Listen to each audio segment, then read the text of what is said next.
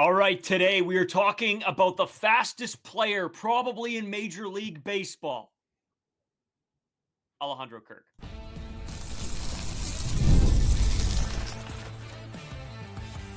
You are Locked On Blue Jays, your daily Toronto Blue Jays podcast. Part of the Locked On Podcast Network, your team every day. Welcome back to Locked On Blue Jays. Thank you for making Locked On Blue Jays your first listen every day. We are free and available wherever you get your podcasts and on YouTube. Part of the Locked On Podcast Network, your team every day.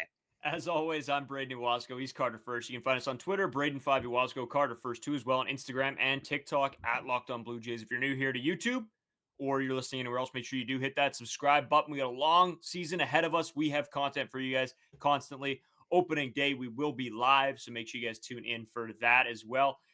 Big episode coming. I believe it's not next Monday and Tuesday, but the Monday and Tuesday after. It will be our big bold takes, hot takes, predictions, big roundtable with me, Carter, Dallin Wilton, Skylar Peters, sort of the boys that you'll see on here from time to time throughout the season.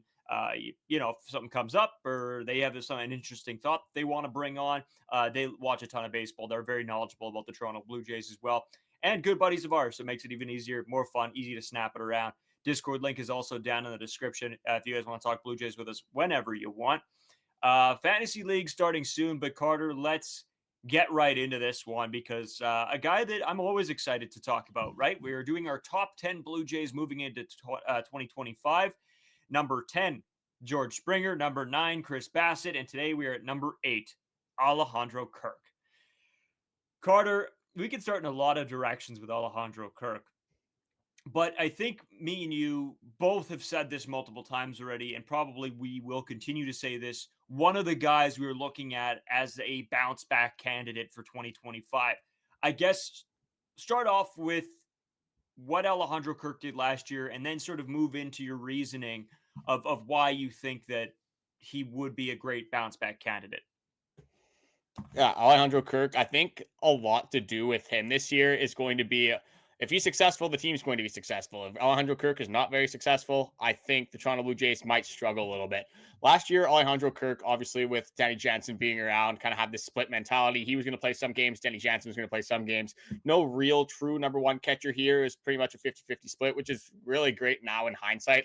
When you think, we had two catchers that you could play on every given day and you'd be okay with that. You'd be excited to see their bats in the lineup.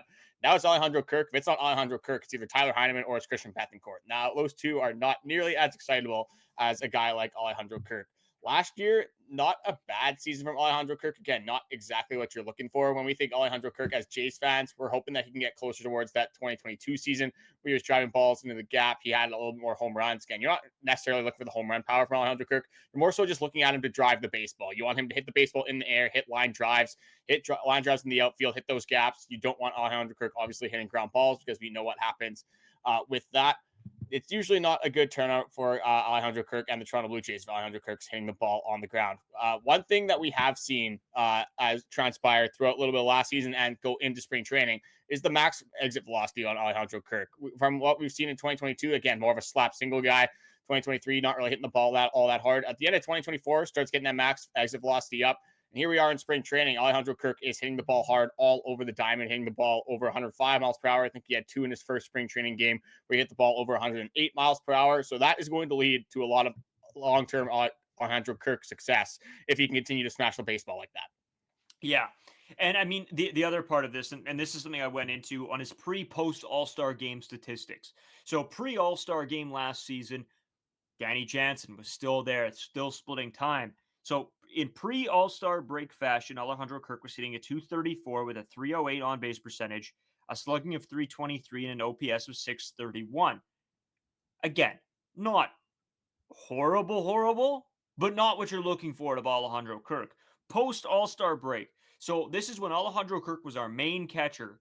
This is how he hit. 269 average, a 328 on-base percentage, a 390 slugging, and a 718 OPS, which is more so getting towards this, the Alejandro Kirk statistics that we want. And I think with Alejandro Kirk playing more and more as we, get into 2025 with him obviously having that main role, that's only going to lead to him finding himself a little bit quicker, being able to, be steady with what he does at the plate, what he does on a day-to-day basis. He's not going to have to worry about, oh, am I going to DH today? Am I going to sit on the bench today? It's going to be, I know my job. I'm going to go in there and get it done. So that's what I'm really excited for Alejandro Kirk, of him really coming into his own, being the main catcher for this team, which I think last season, obviously, no slight to Danny Jansen whatsoever, but the guy's made of glass, and it was never really known when Alejandro Kirk was going to get a game or when he was going to have a ton of playing time. So I think overall, you just got to take it as it is for Alejandro Kirk this year. Use the success you've built when you have been the primary catcher and use that moving forward. Going back and looking at the stats, you would think with Danny Jansen being there for pretty much all of Alejandro Kirk's career, he wouldn't have played a ton of games with that Danny Jansen split. Going back to 2022, this guy played in 139 games. I know they were DHing him that year because he was hot. He had a 784 OPS, was a very good hitter. You didn't want to take that out of the Toronto Blue Jays lineup. You had this weird kind of thing that you'd have Jano and Kirk in the lineup, and then if you wanted Kirk off the base paths and he was at the catcher position, you had Danny Jansen DHing. You were kind of just out of luck. You didn't really have another catcher on the roster. There wasn't really much you could do in that situation. Obviously, Daulton Varsho not being here yet can't come in as the emergency catcher. So unless you would have wanted, I think Tyler Heidemann was on the team at that point as well. Not exactly a guy that you want to, again, rely on as your everyday catcher, but in those situations will be fine if he is the backup catcher. Again, we might not love it per se, but it won't be the worst thing with a guy like Tyler Heidemann. I think there is a decent amount of pressure on a guy like Alejandro Kirk this year. Is he going to be kind of the 2023, early 2024 Alejandro Kirk that we saw? Or is he going to be more like 2022 and the second half of that 2024, where he does have better at-bats, starts lining the baseball, starts getting better contact with the baseball as well? It's going to be a big prove-it spot for Alejandro Kirk, obviously being the sole catcher on this baseball team. Obviously, we know the main run producers on this team supposed to be Bichette, supposed to be Vladimir Guerrero Jr., supposed to be Anthony Santander, but we've talked about this notion of somebody needs to step up. We know the top of the order is going to be pretty good this year for the most part. Who's going to step up in that middle of the order? Is it going to be Daulton Varsho? Is it going to be that Andrus Gimenez? Is it going to be that Alejandro Kirk that when you have in the middle of the order, you get Vladimir on base? Anthony Santander gets walked. Maybe there's a bases loaded scenario. Who's going to be that guy that can drive in that massive hit, that clutch hit? Alejandro Kirk going to have to be a guy that's going to come up in those situations. Probably going to have a lot more of those scenarios this season. And this season's success might stem on those big hits, those clutch scenarios where Alejandro Kirk might be the guy that needs to come through. Yeah, right. We talked about it so much, even towards the end of last season, of, when we were looking at this free agent class, who's going to be a complementary piece to Vladimir Guerrero Jr. and Bichette? And you mentioned Santander, obviously, right? George Springer, another guy that needs to be a complementary piece. Daulton Varsho, Alejandro Kirk are the next two guys up. They need to have good years for this team to be successful. And that's going to any baseball team. You need those, outside of your top three, you need those guys around them to have good years. If they don't, you're just not going to succeed. So yeah, Carter, when you say this season sort of stems from Alejandro Kirk, Daulton Varsho, guys like that, you're 100% right. I couldn't agree with you more, because what Alejandro Kirk, and I'm going to lump Daulton Varsho in here a little bit as well, is when they get to that middle/bottom of the order, that is going to be so huge if Vladimir Guerrero Jr. and Anthony Santander don't necessarily go and hit home runs, but if they put a double down the line and drive in one, well, now you need somebody to pick those guys up. And you're not asking them to do it every time. You're not asking them to be Vladimir Guerrero Jr. or Anthony Santander. But for this team to score runs up and down this lineup, not on necessarily a nightly basis, but a fairly consistent basis, they have to be on their game and they have to be good hitting in clutch situations. And I'm not talking about ninth innings. I'm not talking about, one out remaining in the bottom of the ninth. No, I'm talking about when there's runners in scoring position, these guys have to be able to step up to the plate and get a job done. And Alejandro Kirk, so far, what we've seen out of him this spring training, again, take what you will out of spring training, but looks like he can be that guy. Carter, I want to go into Alejandro Kirk's spring training stats as well, but I'm going to save that for the start of the next segment, because I really think this shows the consistency and everything that Alejandro Kirk is going to get from being that primary catcher. And we know who Alejandro Kirk is defensively. We know he is one of the best framers in all of baseball. One thing that was a negative towards Alejandro Kirk was that he wasn't very good at throwing out runners. Last year, he had a caught stealing above average in the 97th percentile with 8 caught stealing. So that's exactly what you want to see, a guy that is providing that elite defense. If you can get that step in the offense, we obviously know how good Alejandro Kirk is behind the plate. if you can have that above league average hitter and playing that elite defense, this is going to be a guy that is going to be instrumental to a team's success. Probably going to be one of the top WAR getters on the Toronto Blue Jays. WAR becoming a stat that everyone is looking at, wins above replacement, guys that are making a difference out there, making key plays and allowing their team to have the best chance to win.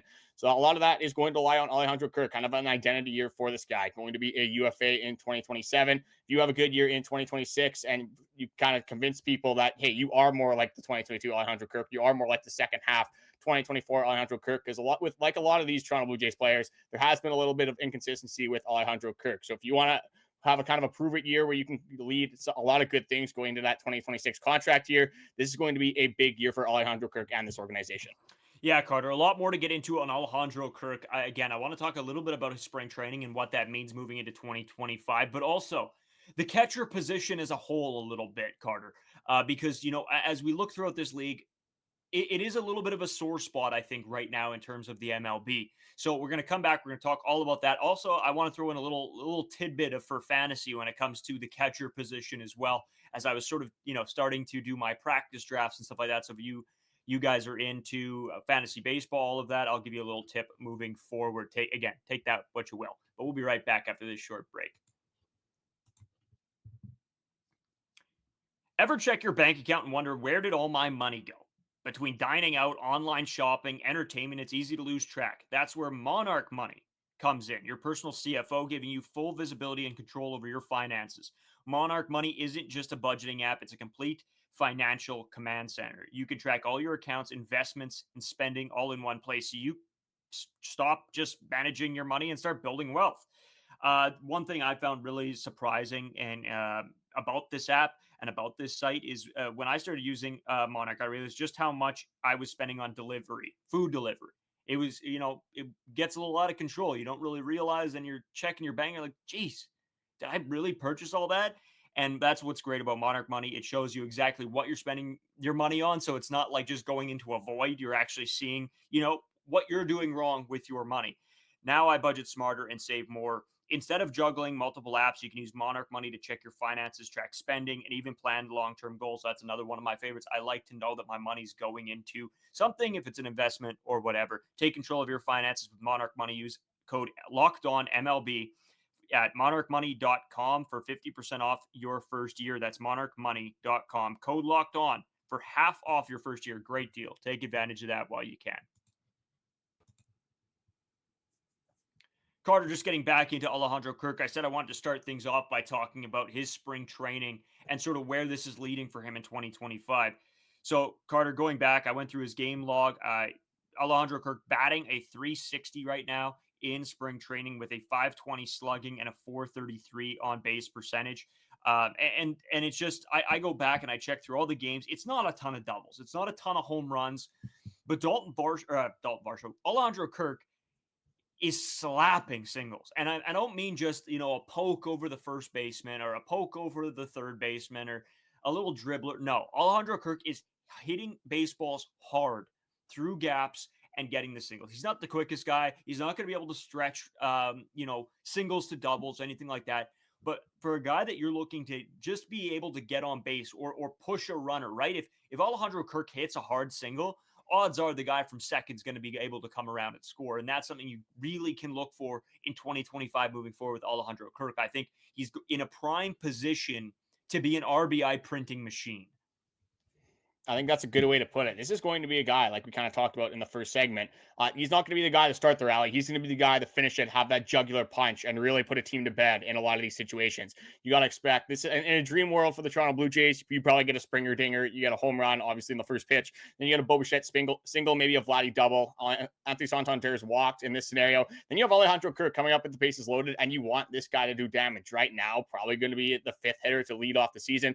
Yeah, maybe throughout the season, you get the hot hands. You get maybe some better performances from your younger guys. Will Wagner takes a step. Joey Luperfido, we can go down the list. Maybe some of these guys move into that fifth spot. But for opening day right now, if I had to pick a number 5 hitter, I think they're leaning towards Alejandro Kirk in that 5 spot. So it is going to be a massive role for a guy like Alejandro Kirk.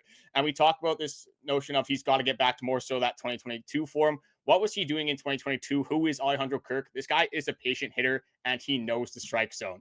So it's when we talk about Alejandro Kirk, you don't want him swinging at everything. You don't want him just making contact, which he is a pretty good contact hitter, but we know what happens when he is hitting the ball on the ground. It's almost an automatic out. It's a guy that knows the zone. You want him to walk a lot more than he was before. Again, maybe he is a little bit of plug on the base paths, but a runner is better than nothing out there, even if it is Alejandro Kirk. But I was surprised when I looked at just how many times he's walked over the last few seasons. So he walked 63 times in 2022, only 42 times in 2023, and 35 in 2024. So that patient approach might be going away from Alejandro Kirk a little bit here. But again, like when you look at David Popkins, you look at what he has said. He wants these guys to do damage. He wants these guys to be aggressive. And another thing I found pretty interesting is how much more aggressive Alejandro Kirk was getting, especially in that second half of 2024. So he had a first pitch swing percentage of 15.9% in 2023. Last year was 31.7%, so almost double the time he was swinging at that first pitch. So he was trying to get more aggressive. Maybe there was this notion where he was talking to the hitting coaches. He was talking to Guillermo Martinez, talking to his own personal hitting coach, obviously, as well. Maybe talking to John Schneider in there. And they realized, hey, you're watching a little bit too many. You're watching too many pitches. The first pitch, a lot of the time, is the best pitch you're going to see in an at-bat. Pitchers are trying to get ahead more than ever at this point. So maybe there was a little bit of a game plan change. And they said, hey, Alejandro Kirk, get a little bit more aggressive in the box. We want you to do damage. You're going to come up in spots where we're going to need you to do damage. This is the opportunity for you to do that, and it all starts with you being more aggressive at the plate. Yeah, and you really got to give a hat tip to David Popkins of instilling that mentality into this team, something you're seeing already in spring training. Again, take what you will away from it, but when something's working, that's what you want to see. You don't want to see them go out and throw duds out there in spring training either. So good on them, good on what this team is looking like, Carter, but you're 100% right. Alejandro Kirk didn't have his best season last year, but even when I look at his baseball savant here, which I often go back and just check on a lot of these guys, his whiff percentage in the 92 percentile, his K percentage in the 95th percentile, even his walk percentage still in the 62nd percentile, and then I go up again. His average exit velocity, his barrel percentage, his hard hit percentage, all pretty middle of the pack. But I think when the stats start to build through this season, I think we're going to see that change with Alejandro Kirk, because I think he does have more of an attack mentality and hit the baseball hard. He doesn't have to be sprinting out of the box and whatever. Just make sure you get good contact, make sure you hit that ball hard, and then worrying about the running after, because that's how you are going to help yourself stay planted. And something I think Alejandro Kirk could work at is really just remembering that his job is to hit the ball. He's not there to be a base runner. He's not there to sprint around first and try to stretch things to doubles. Hit the ball hard, get your singles, and that's all you need to do. That's all you need to worry about. So just again, some great statistics there from Alejandro Kirk from Baseball Savant. And that's not even getting into his actual catching performance. I'll drop a couple of those just because I found it pretty interesting. When we talk Alejandro Kirk defensively, his blocks above average, 63rd percentile. His framing's a 93. His caught stealing 97th percentile. His pop time is only in the 20th percentile, which we all know is not Alejandro Kirk's biggest asset is his pop time, but for the most part, an absolutely great defensive catcher. But Carter, I want to throw this out to you before I get into all my fantasy stuff when it comes to catchers themselves, but this sort of relates. We talk about how catchers are sort of there aren't too many great catchers right now, great number one catchers. Alejandro Kirk is probably in that conversation, right? If he can get back to somewhat close to 2022 Alejandro Kirk, you're looking at a possible another all-star year, because there aren't that many amazing catchers in the MLB in totality right now, right? Over a past bunch of years, we used to have some amazing catchers. It seemed like every third team had a great catcher. Now it's pretty thin. And obviously, I mean, you take a look at what the AL East has in Adley Rutschman, and obviously Danny now being a catcher within the AL East. But throughout the entire league, Carter, are you starting to notice that there aren't as many really, really solid catchers? Yeah, you don't really have these guys playing every single day. Like just even looking at the AL, in terms for the Toronto Blue Jays. Obviously, you have Ali Rutschman in the division. We have Yainer Diaz, who had a pretty good year with the Astros. Cal Raleigh, obviously winning Gold Gloves. Another guy in Seattle that's always going to be there. And then you have the other side. You have Wilson Contreras. You have your JT Realmutos. You do have some good catchers in the game, but you don't have a lot of these catchers that are good defensively and also can produce that offensive output. I think that is the biggest thing amongst catchers. You have guys that can either hit the ball really well, but they're atrocious defensively, or you have these very defensively sound catchers, but they're going out there hitting 200, not really doing a whole lot for you on the offensive side of the ball. So having these two-tiered catchers where you have someone who can be productive at the plate, and then you do have somebody that can throw runners out when they need to, steal some strikes in some big situations. You have guys like that can perform on multiple sides of the ball. That is going to be a huge advantage for any team in baseball. And if it's Alejandro Kirk, that would be a big advantage for the Toronto Blue Jays. Like, I don't just want to circle back to my point before about Alejandro Kirk being patient but aggressive. I think what the whole kind of argument on that would be is that they want him more aggressive earlier on in the count. Because like I said, that first pitch, oftentimes one of the best pitches you will see in that bat. And you know how good Alejandro Kirk is at making contact, fighting off tough pitches. He knows that if he gets to that 0-2 count, or if it's a 1-2 count, maybe not an advantage count, he can still battle in those at-bats where he's seeing more pitches. He can still foul off the tough ones. He still has a good eye at the plate as well. So it's all situational awareness with Alejandro Kirk. Be a little bit more aggressive early on, and you know you can fall back. You do what you do well, and you can still make contact and fight off those tough pitches to get that pitch count up. Yeah, that's a great point, because that's something that Alejandro Kirk can use to his advantage 100%. You know, go after that first pitch. Try to succeed. Try to drive the ball hard. And then if you have to fight later on, then you can. And that can be worked to his advantage. So I think that the new way of hitting throughout this Toronto Blue Jays team is going to benefit Alejandro Kirk. The mentality of this team is going to benefit Alejandro Kirk. But Carter, one more thing I want to get into just before we hit into some spring training stuff. Max Scherzer update, obviously with the thumb issue. I'll get into that. And you have a couple things as well that are sort of, just some bigger things to look out for. So make sure you guys stay tuned for that third segment. But right now, Carter, as fantasy leagues are about to kick off, I know we have a draft not this coming weekend, the weekend after, and I think then the Tuesday as well. The Locked On Blue Jays one is set for Sunday, 8 p.m. Central Time. So make sure you guys are tuned in and check that for those of you who play fantasy in that league that got in. It should be a fun year, 20 teams. The one thing I'm really interested to see, because of the conversation we just had around Alejandro Kirk and around the catchers in the league for the entirety, is how high Alejandro Kirk is going to be drafted. Because he doesn't have the super aggressive offensive output. He's not going to be hitting doubles, triples, and a ton of home runs. If he's going to be a hard hit single guy, where does that put him in fantasy? I know if you catch a guy stealing, maybe that's some points. I got to look into it. I don't necessarily know that Alejandro Kirk is going to be looked at as a premier catcher for at least for your 10, 12 man leagues. But when you start to get into the Locked On Blue Jays 20-man league, maybe catcher's a position that you really have to target, because there aren't that many great ones. So I think to each league, the disparity will be a little bit different.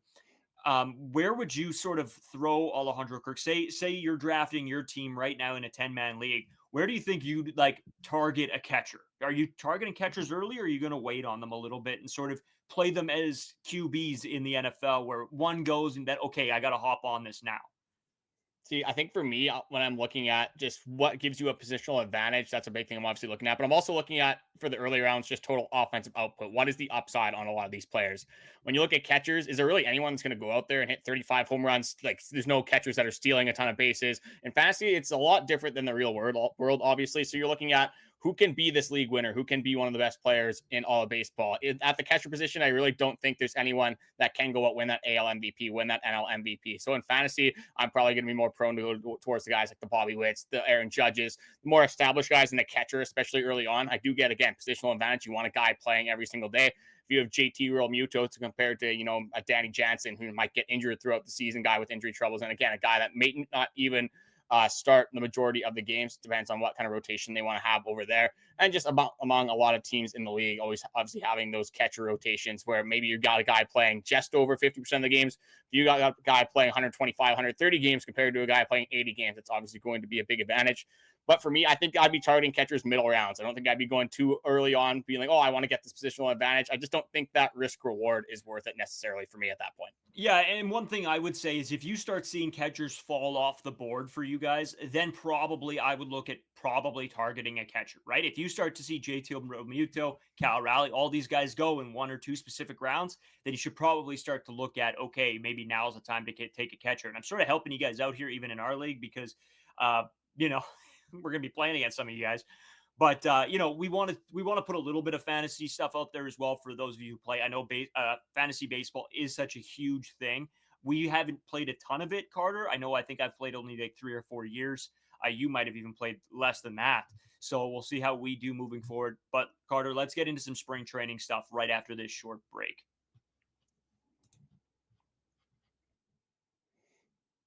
Today's episode is sponsored by Wonderful Pistachios. Wonderful Pistachios is one of the highest protein nuts. Each 1 ounce serving has 6 grams of protein, giving you over 10% of your daily value. Plus, they're packed with fiber and better for you unsaturated fats to help you keep feeling fuller longer. Personally, I love the no shells variety, a perfect go-to snack whenever you're running late, or just, you know, you want a snack, you're watching a movie, you're doing some homework, whether, again, you're watching the Toronto Blue Jays game, always nice to have that snack. Wonderful Pistachios is always something that I go to, and it's always one of my first reaches when I do have it available. Another nice thing about Wonderful Pistachios is that they are a complete protein, and they provide all 9 essential amino acids. Whether you're running between meetings or dropping off the kids, Wonderful Pistachios are the snack that works as hard as you do. Get snacking and get cracking with the snack that packs a protein punch. Visit wonderfulpistachios.com to learn more. That's wonderfulpistachios.com to learn more. So before we get into some spring training updates, I just wanted to go over what Fangraphs has Alejandro Kirk's projections as being in 2025. All of the Blue Jays projections that we've went over so far has guys a little bit lower than me and you expect. This one, I think, is a little bit different and kind of shifts the narrative a little bit when it comes to Toronto Blue Jays players, because they have Alejandro Kirk having a pretty decent season, a lot better than it was in 2024. So they expect him to play 110 games, have 10 home runs. That's doubling the 5 that he had last season, a 267 average and on base of 344. A slugging of 398. That's an OPS of 742. Weighted runs created plus of 114 and a WAR of 3.9. So overall, are you happy with those projections? If that's what Alejandro Kirk produces, do you think it's going to be higher? Do you think it's going to be lower? What do you think? What do you expect from Alejandro Kirk? No, that's a pretty solid. They might be on the same wavelength as us with a bounce back from Alejandro Kirk. I think, to be honest with you, I'm pegging Alejandro Kirk in for probably 12 to 15 home runs, honestly. Especially, I think he's going to get a little bit more games than 110. I think he's going to be closer to the 125 mark, ideally, avoiding injuries, knock on wood. But yeah, I like those projections a lot. I think if that's what you can get at Alejandro Kirk, I think you're very happy with those. See, I'm kind of in the middle. I don't think he's going to get over 10 home runs. I think he's going to be at 7 to 8 home runs. I just don't think Alejandro Kirk is a home run hitter. That's not his style of game. I don't expect the home runs to be there too much. I do expect the on base to be a little bit better. They have it at 344. They can get to like 360 to 370, somewhere in there. I think an OPS of that 740 is a pretty good mark. I have the OBP being a little bit higher, but I do have the slugging dropping off a little bit. I think a successful season from Alejandro Kirk is that 110, 115. Weighted runs created plus. I love that 3.9 WAR. If you can get that from Alejandro Kirk, that's perfect. Between 3.5 and 4.5. I think that's going to be a successful year from Alejandro Kirk. And it's just going to be the biggest thing for Alejandro Kirk that I'm going to be looking at is batting average and balls in play and his runners in scoring position, what his average is, how much damage he's doing in those scenarios. That's for me how I'm going to classify Alejandro Kirk's year. Again, assuming he's going to be batting majority in the 5 and 6 hole. I think he's going to be a massive part of this Toronto Blue Jays year. And a lot of it is going to kind of fall on these middle of the order hitters to drive in some of our top guys. Yeah, absolutely it is. And I mean, when we go and look at even his exit velocity from spring training, he's really ramped it up. So I think you'll see a lot more hard hit balls from Alejandro Kirk as well, which is a great thing to see. But Carter, getting into a couple things here. I know you want to talk Andrus Gimenez, but before we do that, and before we get into sort of the Andrus Gimenez of it all, I do want to make a mention of Max Scherzer. Scherzer is dealing with right thumb soreness. He's not making his next start, which would have been Thursday. If this is the extent of an injury for Max Scherzer, then okay. The only thing is this a sign of things to come? Are you worried about Max Scherzer and his health moving forward this season at all, Carter? I feel like this is more of a precautionary thing. Like maybe this does happen one time throughout the year. Like you see the broken nail sometimes come out, Yeah. and if you're a sports fan, you're like, how is this being like? How is he being held out? He has a broken nail. What's going on? But obviously, for pitching grips, it does have a major impact. If your pitch is like if that nail is reliant on that pitch moving another 3-4 inches, it's obviously going to be a massive thing. Obviously, with one of Max Scherzer's pitches, he's having some sort of inflammation, something to do with his right finger. Probably more, again, precautionary. Not really worried about this whatsoever. I'm going to start getting a lot more worried if there's like elbow discomfort, right? Forearm discomfort, those kind of terms and names. If you start hearing the term discomfort or just an elbow injury for pitchers, that is usually where you start to fold up these red flags. For just like an injury like this, if it's like a blister for me, like not really that big of a deal. Good thing, again, it's more on the precautionary side. No point again of throwing Max Scherzer with a sore thumb. But the only negative that I can take from this is that he was pitching so well. He was so hot. Maybe this does ruin a little bit of the momentum that he did build. This guy's a veteran. I don't think it's going to matter in the grand scheme of things. Yeah, I hope not. I really don't hope. I do hope not. But Carter, getting into the Andrus Gimenez of it all, I know you said you got a quote from him as well. So why don't we hop right into that? Yeah, not too much from this one. Just Andrus Gimenez has been loving his time in Toronto, which is obviously very nice to see. You want any of your players to obviously be a good locker room presence. If they like the city, like the team they're playing for, they're probably going to be a little bit more outgoing and easier to get along amongst the clubhouse. So it's just a quote from Andrus Gimenez. It's from Keegan Matheson's. Andrus Gimenez says, "I feel like I have been here for my whole life." So again, a little bit more wholesome there, just not too much news information, but obviously nice to see that Andrus Gimenez feels like he is fitting in with this Toronto Blue Jays team. Yeah, and this is an exact thing that we see with a lot of players, right? When they come to Toronto, you don't hear great things about Toronto throughout the league, but then you come here and you spend a season here or even a spring training here and you see how great it is, how great Canada can be. So I really, I love when players do talk the city up, and maybe it is all talk. And, obviously they're not going to answer and say, oh, this sucks. But it's always nice to hear a little pump up, for our Canadian cities and provinces. So good on him for saying that. Yeah, you always love to hear the good information come out. You don't like to hear like, oh, this locker room sucks. I don't want to hear whatsoever. They're never going to hear that side of it. You're always going to hear the more positive stuff. So, I mean, take away what you will, but I don't think players are going to go out of their way to speak that positively about a team and organization if they're not having that good of a time. So, again, not taking too much away from it, but it's obviously nice to see that a new face in Toronto is enjoying their time. But Braden, that's pretty much it for me. Just want to say thank you guys for watching. The likes, comments, support, everything recently has been much appreciated. We have noticed that a bunch of you guys are not subscribed. Last time I checked, it was 75%. It was getting a little bit better, but still a bunch of you guys are not subscribed. So we are coming back, tuning into all the podcasts, the shorts, you name it. It does help us out a ton, but also keeps our podcast shorts, any other content that we do release at the top of your page so you won't miss any single episode. Getting closer and closer. Got one more episode this week. Obviously, about 2 weeks until opening day for the Toronto Blue Jays. Going to be a big 4-game set against the Baltimore Orioles. Just waiting until we get to that day where baseball is actually meaningful once again.